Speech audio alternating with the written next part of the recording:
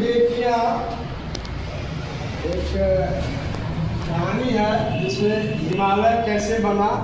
कहीं भी देखोगे कि नदी जो है, नदी की तलहटी जो बॉटल जहाँ जमा होती है वहाँ पर गाद जमा होता है, वो धीरे धीरे ऊपर उठता जाता है और वहाँ पर हो जाता है, पहाड़ बन जाता है। और पहाड़ बनने के बाद में वहाँ पर हिमालय बन जाता है, हिमालय बन जाता है। जैसे अभी जो सारी नदियाँ इधर से बहकर बंगाल की खाड़ी में जा रही है, तो उसकी तलहटी जो है वो क्या हो जाएगी, धीरे धीरे पथरीला हो रहा है चट्टान की तरह, और वो धीरे धीरे जो उथर होता जाता है, ऊपर की उठता जाएगा, अंत में वहाँ पहाड़ बन जाएगा।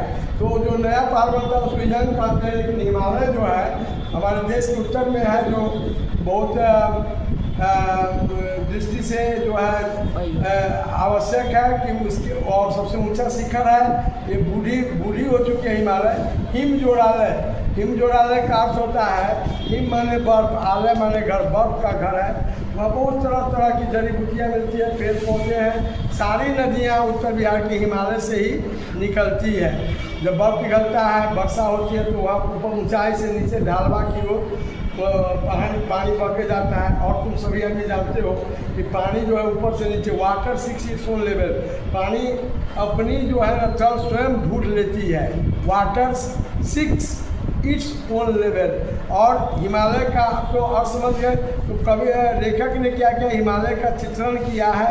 हिमालय को देखकर, हिमालय से हम लोग बहुत सारे प्रतिवर्ष जो है हिमालय पर घूमने के लिए जाते हैं। यहाँ तक कि काठमांडू जो नेपाल का राजधानी है, बहुत ही खूबसूरत है और लोग वहाँ प्रतिवर्ष जाते हैं। वहाँ ठंडा बहुत पड़ता है।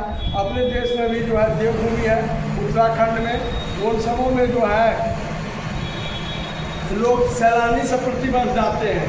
और सारी जो इम्पोर्टेंट नदियाँ हैं, सिंध है, ब्रह्मपुत्र है, रावी है, सतलज है, ब्यास है, चनाब है, झेलम है, काबुल है, काबुल कुब्बा, कपीसा है, गंगा है, यमुना, सरयू, गंडक, बूढ़ी गंडक, बागमती, लखनदेई, ये सारी इम्पोर्टेंट नदियाँ जो है।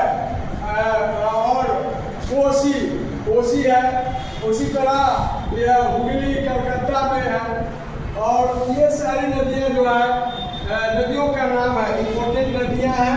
और नदी हमारे देश के लिए जो है प्रकृति द्वारा बनी हुई है, बहुत ही इम्पोर्टेंट है। जल तो प्राप्त होता ही है, जल के साथ साथ बहुत सारा जलीय चीज़ें प्राप्त होती है।